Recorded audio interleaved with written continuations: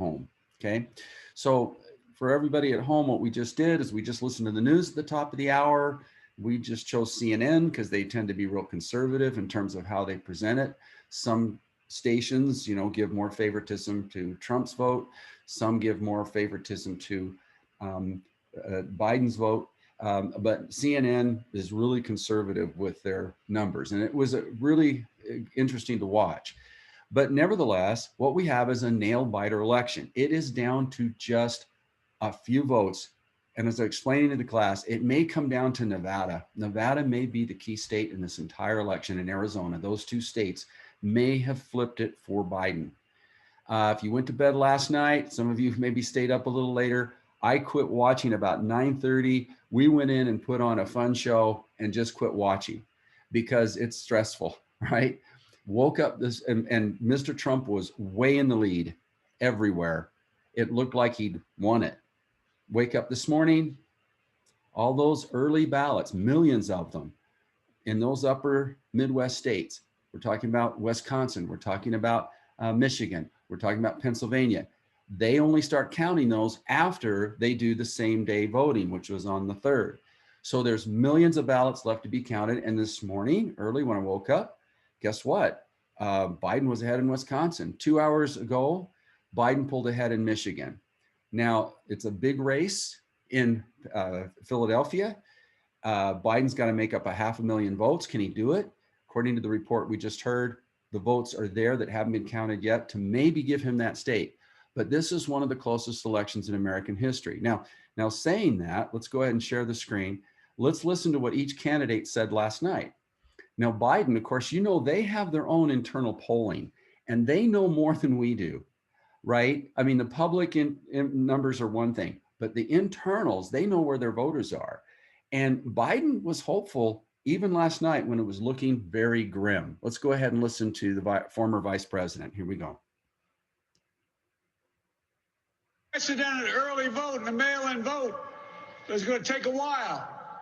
We're going to have to be patient until the hard work of tallying votes is finished. And it ain't over till every vote is counted. Every ballot is counted.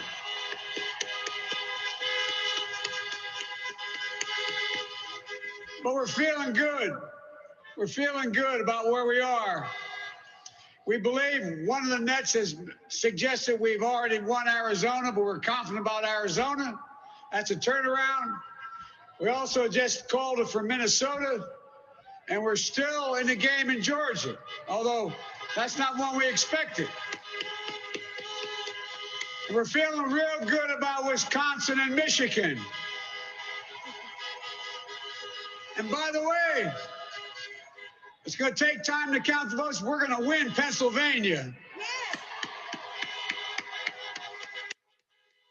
I'm talking to folks in Philly, Allegheny County, Scranton, and they're really encouraged by the turnout and what they see.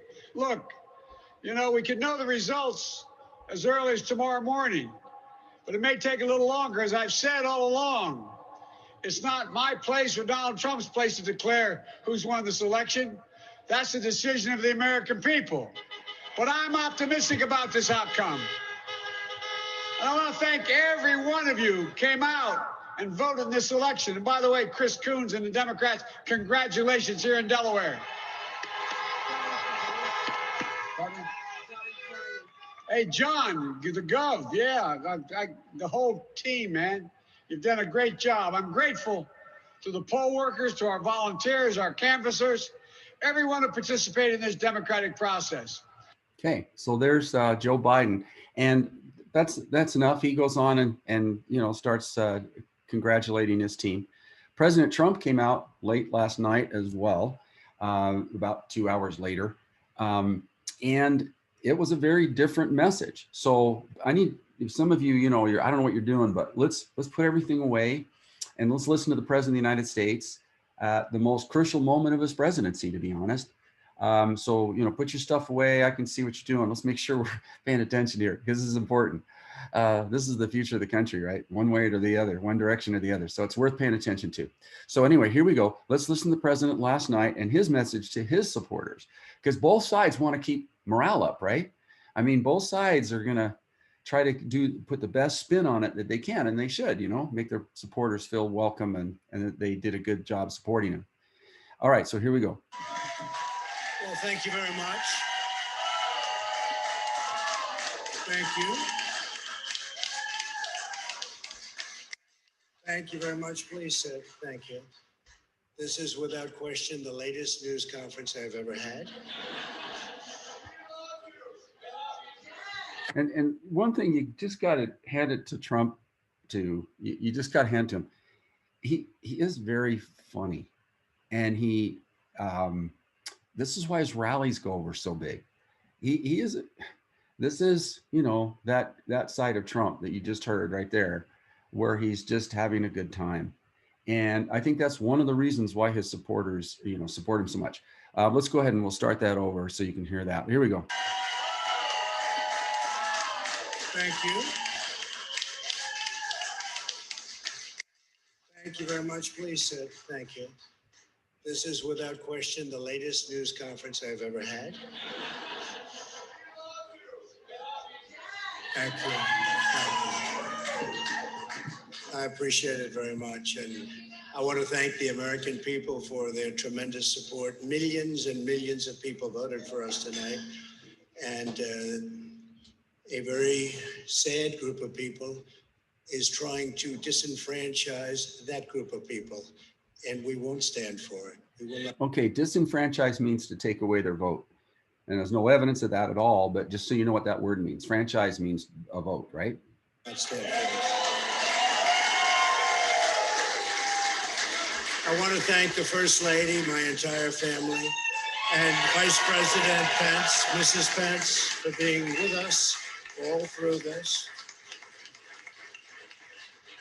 And we were getting ready for a big celebration. We were winning everything, and all of a sudden it was just called off. The results tonight have been phenomenal, and we are getting ready. I mean, literally, we were just all set to get outside and just celebrate something that was so beautiful, so good, such a vote, such a success. The citizens of this country have come out in record numbers. This is a record. There's never been anything like it. To support our incredible movement. We won states that we weren't expected to win. Florida, we didn't win it. We won it by a lot. And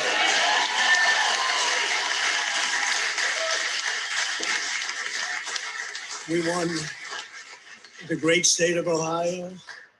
We won Texas. We won Texas. We won Texas by 700,000 votes, and they don't even include it in the tabulations. It's also clear that we have won Georgia. We're up by 2.5% or 117,000 votes with only 7% left. They're never going to catch us. They can't catch us. Likewise, we've clearly won North Carolina. We're up 1.4%. or 77,000 votes with only approximately 5% left. They can't catch us. We also, if you look and you see Arizona, we have a lot of life in that. And somebody declared that it was a victory for, and maybe it will be. I mean, that's possible. But certainly there were a lot of votes out there that we could get because we're now just coming into what they call Trump territory. I don't know what you call it, but these were friendly Trump voters. And that could be overturned. The gentleman that called it, I watched tonight. He said, well, we think it's fairly unlikely that he could catch. Well, fairly unlikely. And we don't even need it. We don't need that. That was just a state that if we would have gotten it, it would have been nice, Arizona. But there's a possibility, maybe even a good possibility. In fact, since I saw that originally, it's been changed and the numbers have substantially come down just in a small amount of votes. So we want that obviously to stay in play. But most importantly, we're winning Pennsylvania by a tremendous amount of votes.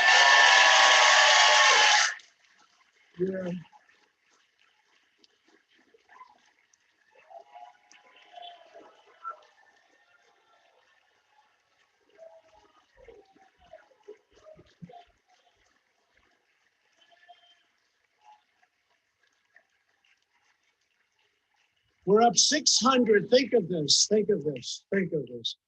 We're up 690,000 votes in Pennsylvania. 690,000. These aren't even close. It's not like, oh, it's close. With 64% of the vote in, it's going to be almost impossible to catch. And we're coming into good Pennsylvania areas where they happen to like your president. I mean, it's like, so we'll probably expand that. We're winning Michigan. I'll tell you, I looked at the numbers. I said, whoa. I said, wow, that's a lot. By almost 300,000 votes. And 65% of the vote is in. And we're winning Wisconsin. And so we're winning. We don't need all of them. We need, because when you add Texas in, which wasn't added, I spoke with the really wonderful governor of Texas just a little while ago, and Greg Abbott, he said, congratulations. He called me to congratulate me on winning Texas. I mean, we won Texas. I don't think they finished quite the tabulation, but there's no way. And it was almost complete, but he congratulated me. Then he said, by the way, what's going on? I've never seen anything like this. Can I tell you what? Nobody has. So we won by 107,000 votes with 81% of the vote. It's Michigan. So those three states in particular, and you take all of the others. I mean, we have so many. We had such a big night. You just take a look at all of these states that we've won tonight, and then you take a look at the kind of margins that we've won them by. And all of a sudden, it's not like we're up 12 votes and we have 60% left. We won states, and all of a sudden, I said, what happened to the election? It's off. And we have all these announcers saying, what happened? And then they said, oh, because you know what happened? They knew they couldn't win. So they said, let's go to court. And did I predict this, Newt? Did I say this? I've been saying this from the day I heard they were going to send out tens of millions of ballots. I said exactly, because either they were going to win, or if they didn't win, they'll take us to court. So Florida was a tremendous victory, 377,000. Texas, as we said. Ohio, think of this. Ohio, a tremendous state, a big state. I love Ohio. Oh, Not one person wearing a mask. Okay, I got a problem with that one. Another super spreader event. Here we go. Ohio, think of this. Ohio, a tremendous state, a big state. I love Ohio. We won by 8.1%, 460, almost 500,000 votes. North Carolina, big victory with North Carolina. And so we won there. We lead by 76,000 votes with almost nothing left. And all of a sudden, everything just stopped. This is a fraud on the American public. This is an embarrassment to our country. We were getting ready to win this election. Frankly, we did win this election. Well, I haven't heard this bit yet. Let's listen to this again, because he's saying he won it. He declared victory here. Here we go. Let's listen. Embarrassment to our country. We were getting ready to win this election. Frankly, we did win this election. We did win this election. So our goal now is to ensure the integrity for the good of this nation. This is a very big moment. This is a major fraud in our nation. We want the law to be used in a proper manner. So we'll be going to the U.S. Supreme Court. We want all voting to stop. We don't want them to find time out. That means all those military ballots don't get counted. That means all the people. Look, in those upper Midwest states, it was a state legislature in those states that said we'll count as soon as the vote, same day voting comes in, then we'll count the vote. That's the rules in that state. You can't stop counting if you're behind. when it's a legal ballot. And I just got the argument now. I just got what they said on CNN. He wants to keep counting in Arizona, the mail-in, but he doesn't want to count it in states where he was ahead last night. This is wow. I had not heard this. I am just stunned. Okay, let's hear it again. This is the historic part of the speech. Let's listen to it again. And all of a sudden, everything just stopped. This is a fraud on the American public. This is an embarrassment to our country. We were getting ready to win this election. Frankly, we did win this election. We did win this election. So our goal now is to ensure the integrity for the good of this nation. This is a very big moment. This is a major fraud in our nation. We want the law to be used in a proper manner. So we'll be going to the US Supreme Court. We want all voting to stop. We don't want them to find any ballots. Voting has stopped. What you're trying to stop is the count of the vote. Voting stopped. This is a really interesting moment here in the Trump presidency. I'm stunned. I hadn't heard this up until right now, but I'm going, whoa. It's at 4 o'clock in the morning and add them to the list, okay? It's a very sad moment. To me, this is a very sad moment. And we will win this. And as far as I'm concerned, we already have won it. So I just want to thank you. And I want to thank all of our support. I want to thank all of the people that worked with us. And Mr. Vice President, say a few words, please. Please. All right. Well, we'll stop it right there. But wow, I didn't expect that. No.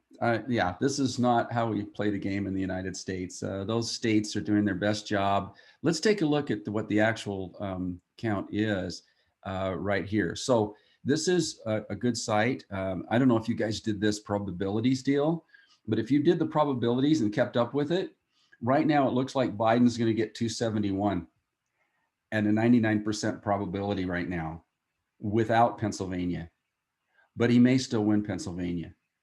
Now, by the way, I'm wrong on that. The main one, let's see, where is it? So it's going to be 270 without Pennsylvania, because it looks like this main thing. I think I've got that up here. It looks like Nebraska, Omaha, and Lincoln. That's where the big cities, and that's where the university is. So that's where the educated population is. They're going for Biden. And then this area, the rural area, is going for Trump. So we could end up with Pennsylvania in Trump's hands. If that's true, then basically, it's 270 on the money. And Omaha became the key thing. Had Omaha gone for Trump, it's tied, and Trump wins in the it wins in the Senate, in the House of Representatives in January. So, wow. But if Pennsylvania goes toward Biden, now let's look at the numbers. Biden's now ahead, 49.5 to 48.8 in Wisconsin, with 3% left to count. So not a lot of room for Trump to catch up. Then you've got here 92%, Biden's ahead 95.5 to 48.9. And in Pennsylvania now, with only 79% in, it looks really good for Trump. But since he made that speech, he's lost 100,000 of that vote. The one to watch, and they're not going to even tell us until tomorrow, and that will be Nevada. Because Nevada, if the president can win Pennsylvania, North Carolina, and Georgia, which he will, if he wins those three, he might not win Pennsylvania, but if he wins those three and Nevada, he's president. If Nevada it's probably going to come down to Vegas, Las Vegas, Nevada. Wow, that's just amazing. All right, well, welcome to not just an historic election, but one of the most historic elections of all time. I was trying to figure out how many were decided by 1 or 2 votes, and you got to go back a long way before you've ever seen this happen again.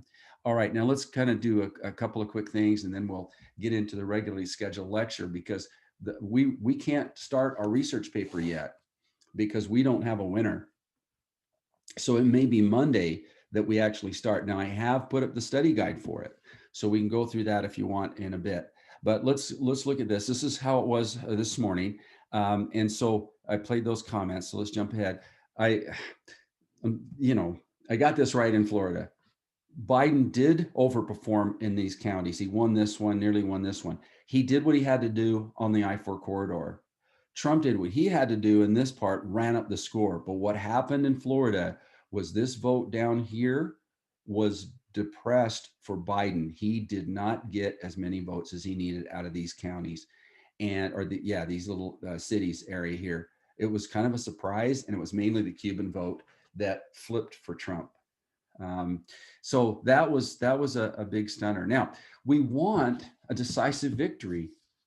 So even if Mr. Trump does win Pennsylvania and Nevada, he won't have won the popular vote again. And that's never good, as we talked about. Now, I want to show you something here. The first, second, third, fourth, and fifth time it's happened, where a president wins the popular vote and loses in the Electoral College. All right. So you have Jackson beats Adams in the popular vote, loses the presidency. He's a Democrat. Tilden, also Democrat, wins the popular vote, loses to Hayes, a Republican. Cleveland, a Democrat, loses the Electoral College, wins the popular vote. Gore, Democrat, wins the popular vote, loses in the Electoral College. Clinton won by 3 million votes almost to Trump and loses. So all of those that have lost, all of them are Democrats. They got to be feeling like, what? Maybe they're snake bit. Let's take a look at the last elections. Okay, now here's the thing. Republicans win 4 of 8 in the Electoral College. Trump, if Trump wins this one, I'm counting if Trump wins this one, right? If he wins, Trump beats Biden, Trump beats Clinton in the Electoral College. Obama won the Electoral College twice. Bush beat Kerry, Bush beat Gore, Clinton beat Dole, and Clinton beat Bush. So in these elections that just happened, but watch what happens in the popular vote. Watch very carefully, right? 4 for 4, basically, each side winning 4. If you go by the popular vote, Democrats won 7 out of 8. Only one, and that was Bush in his re-election, beat Kerry in the popular vote. That's it. If Biden wins, Clinton beat Trump in the popular vote, Obama twice, Gore beat Bush, Clinton both times. 7 out of 8 if you count the popular vote. 4 out of 4 if you go with the Electoral College. Do you see how big a deal the Electoral College is? I really think it's a flawed system, that this system really needs correcting. I don't think it fits the modern world. And I think we're capable of counting votes now because we have the technology to do it. And we should let the people decide and not let some ancient system that gets advantage to certain small states over the mass of the people. So if you believe in democracy, you'd like to see the Electoral College change. If you believe in a republic, then you go for the other side. So it depends on what side of the fence you're on. And neither of them are wrong. I mean, if you want to, you need Electoral College. I got friends in rural areas, and they all tell me, if it weren't for the Electoral College, everybody would forget about us. And you know what? They're right.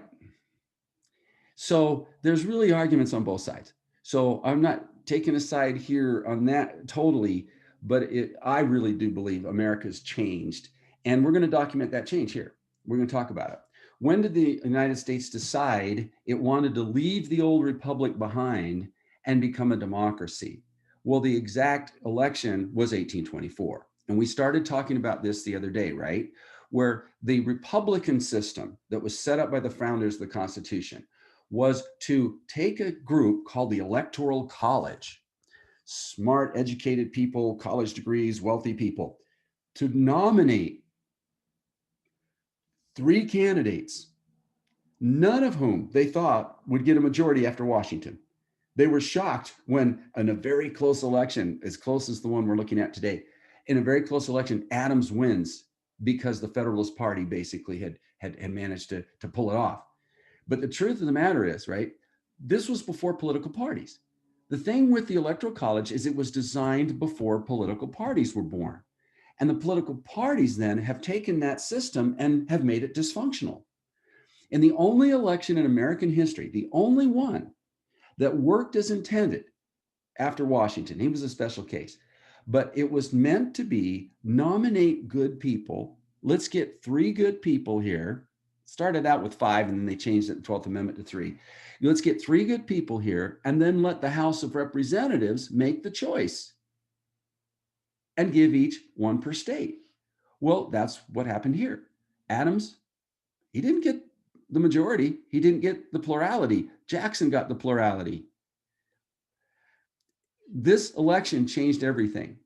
Andrew, look, by the way, I want to point this out. They're all in the same political party. There was only one political party at the time, just one. So they're all fighting within the same political party. They would have actually called themselves Republicans, right? We put Democratic Republican in there today just to differentiate it from the modern Republican Party, which is a completely different thing than this party would have been. This is the party of Jefferson, and they would have called themselves Republicans. Okay, so the Republican system worked. You pick 3 good candidates, and then Henry Clay in the House, leader of the House, said, this guy's most qualified. Adams is president. There you go. Here was the actual vote. You ready? The popular vote, right? And guess what happens is that after the popular vote, and nobody'd won a majority, and Jackson, by the way, is the only one who won votes in every sector of the country. Adams won in New England, Clay won here, Breckinridge right here. Jackson was the only one who kind of was spread out all over the country. So he's the only true national candidate. He was also what we call a populist. He related to the common man, right? But the common man wasn't electing people. It was the elites, the educated, and the wealthy that were doing that. And so they turned on Jackson. Here is Henry Clay, leader of the House, meets with Adams. They agree on what the future should be. And then, of course, Crawford, the third person, had a stroke, so he's out. And then they did this thing which the Jackson people called the corrupt bargain. They basically said, this election is rigged. You made a deal, Henry Clay, with this guy. You put him in as president in exchange for a position called Secretary of State that traditionally has become our president. So Henry Clay, make no mistake about it, when he supported Adams, he thought he was paving the way for him to become president of the United States. Jackson's people called foul, and they said it was a corrupt bargain. And when we get to the actual vote of that year wasn't the popular vote, wasn't the Electoral College vote. The actual vote was 13 votes for Adams, 7 votes for Jackson, 4 for Crawford. That's the actual vote. And that's how it was intended to work. And it had not been Jackson that got so angry at losing this, and he was such a populist and a hero of the common man, we might have gotten used to this system. So in this election, we might have had Biden, we might have had Bernie Sanders, we might have had Trump, we might have had 3 or 4, and it would be up to Nancy Pelosi in the House to pick the most qualified person. And we might have gotten used to that, and we'd have been happy with it. The Electoral College is simply a nominating committee, but that's not the way it's going to play out, because Andrew Jackson was who Andrew Jackson was. Andrew Jackson got with this guy, Martin Van Buren. Now, Martin Van Buren was an organizer, and he basically didn't like the Republican Party of the day. Everybody was in the same party. So he deliberately split the party and took the most conservative parts of that party and created a brand new party called the Democratic Party. And the word demos has meaning here, because demos means of the people. So we're not going to do this republic thing, where only the elites and the wealthy and those that control the Electoral College and those that control the House get to choose. We're going to try to let the people choose. But to do that, they had work to do. So they spent, literally, Van Buren spent the next 4 years going state by state. Now you see how important it is, how every state has different rules. Do you see how that plays out? That's in the Constitution today. The reason we don't know the results in Pennsylvania is because they made a rule, we're going to count those absentee ballots after Election Day. They could have made a rule, we're going to count them before, like they did in Florida. That's why we know Florida. Florida's, for modern times. Pennsylvania didn't think about modern times, right? They didn't think about coronavirus. They got millions of votes to count, but they still, those rules, and you can't change the rules in the middle of the game. So what these guys did is before the next game, before the next election, they got the states to change the voting requirements to allow any white man to vote, regardless of income, regardless of education level. Anybody that's a white man can vote. And listen carefully now. This is the beginning of the Trump voter. When you look at what Trump has the advantage with, where he calls his base, it's with the very voters that Martin Van Buren and Andrew Jackson created as a voter bloc, and they have been voting ever since. They don't go away, these blocks. Just like when women got the right to vote, they don't go away. Just like when African Americans got the right to vote in those southern states because of the civil rights movement, they don't go away. So you add new layers of people voting, right? So this was a big change. And this is the origin of the modern Democratic Party. Now, if you go to the White House today, you see Mr. Trump, who's a populist, and Andrew Jackson, who was a populist, and Trump puts his picture on the wall behind him in the Oval Office because these two guys are nearly identical. I'm toying with the idea of allowing an alternative essay where you compare and contrast these two men as president and as candidates. It'd be a different essay. Right now, I've got the study guide made for, here's the two presidents. Trump wins, you slot them in there. So you write about the three presidents, right? It's all ready to go. But raise your hand if you'd like to do this. Do I see hands? Okay. You guys are making the decision for everybody else. So we'll have two study guides. Going up, lots of hands. Okay, I'll have two study guides. And basically then I'll have one that will be the assignment we've been talking about all semester, but equal amount of writing and frankly, equal amount of research because you're going to have to go not just with their presidency, but you're going to have to talk about their campaigns too. So I think it'll be equal, comparing these two populist presidents and their role in history. And I think it would make a great essay. In fact, when I was talking to our friend, the history teacher down there, Mr. Christensen, who many of you had, he gave me a book on this. He's saying this is the biggest parallel, and he really sold me on this.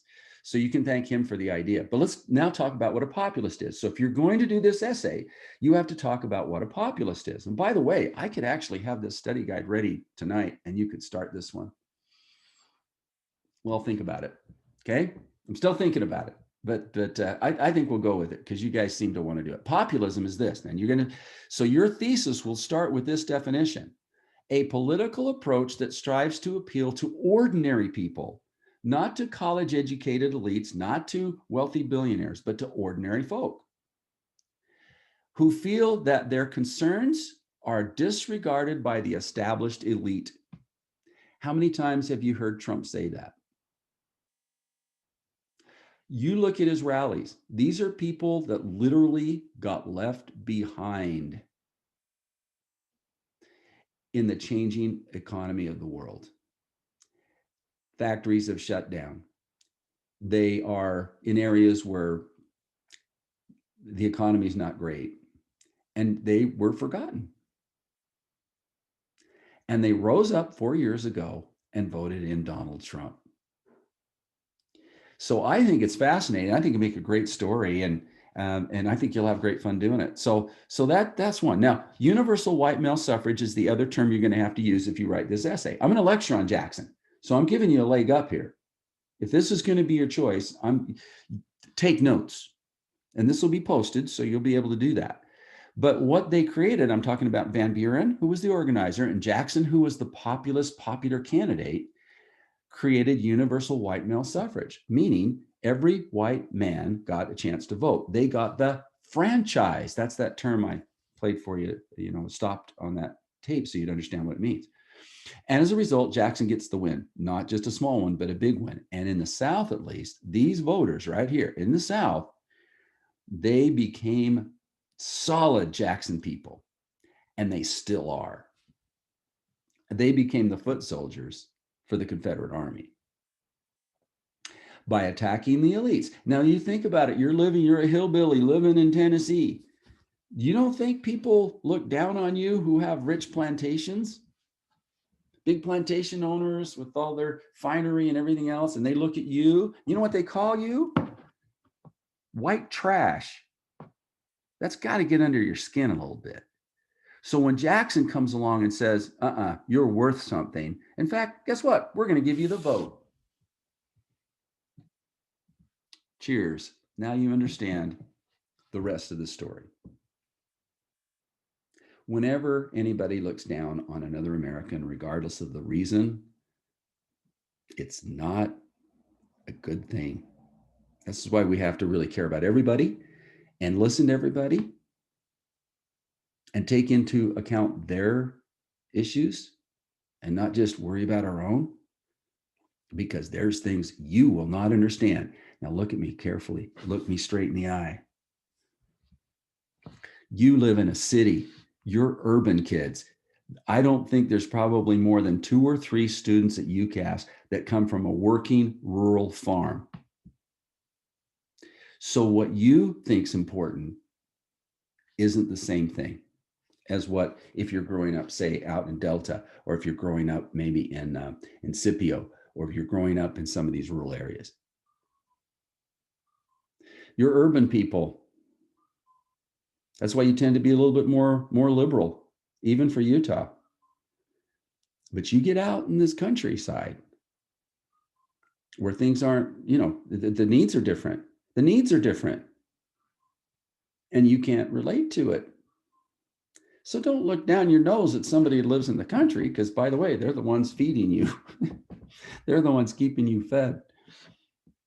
So this is where Jackson's appeal came from. And this is where Trump's appeal came from. So it's a very important voter group. And look at what happened 4 years later. We went from 150,000 voters to 650,000 voters for Jackson. Adams did pretty well. He got 500,000 votes. We go from basically 300,000, 400,000 voters to over 1 million in 4 years, because all white men could now vote. Now, they only voted about 60%, 65. So even though they got the vote, a lot of them didn't vote.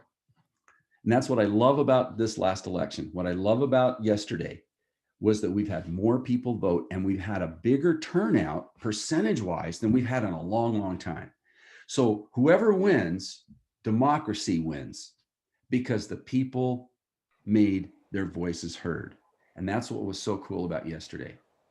Win or lose, both sides showed up. Jackson, his second chance, when he had he used it. Notice up in New England, they still voted. Down here, people vote differently, right? There's different cultures, like I talked about. But man, he won a big landslide, 178 electoral votes. And here you go. Here's President Trump. Here's Andy Jackson sharing the Oval Office together.